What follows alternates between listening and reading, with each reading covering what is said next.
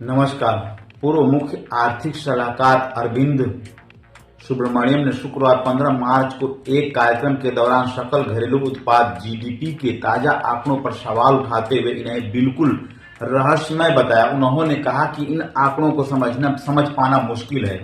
India today के conclave में बोलते हुए अरविंद सुब्रमण्यम ने कहा कि मैं नवीनतम जीडीपी आंकड़ों को समझ नहीं सका, वह रहस्यमय है और आपस में मेल नहीं खाते। उदाहरण देते उन्होंने कहा कि सरकार द्वारा बताई जा रही मुद्रास्फीति की दर 1 से 1.5% है, जबकि अर्थव्यवस्था में वास्तविक महंगाई दर 3 से 5% के बीच है।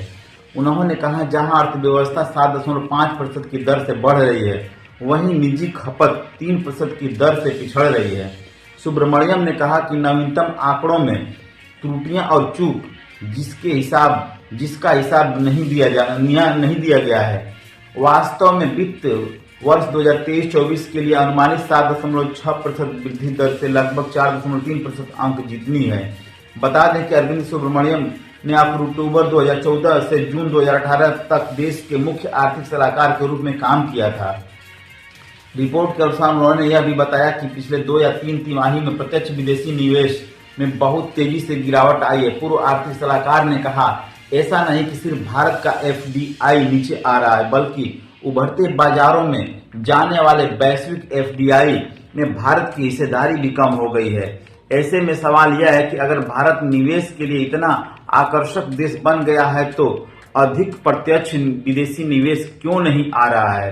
कॉर्पोरेट निवेश में भी 2016 के स्तर से काफी नीचे है। हाल ही में जारी आंकड़ों के मुताबिक भारत की अर्थव्यवस्था पिछले 1.5 साल में सबसे तेज गति से वित्त वर्ष 2023-24 की अक्टूबर-दिसंबर तिमाही में बढ़ी थी, जो 8.4% की दर से थी। यह आंकड़े उम्मीद से बेहतर थे।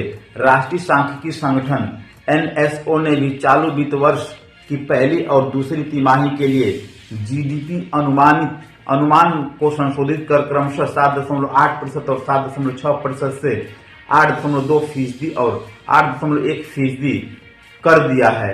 एक ओर सुब्रमण्यम ने नवीनतम जीडीपी आंकड़ा पर चिंता व्यक्त की, तो वहीं भारत के पूर्व मुख्य सांख्यिकीविद प्रणव सेन के कारण थापर को बताया कि पहली तिमाही में जीडीपी वृद्धि का 7.8% आंकड़ा अधिक प्रतीत होता है। उन्होंने कहा कि वास्तव में 6.5% का आंकड़ा ज्यादा सटीक है।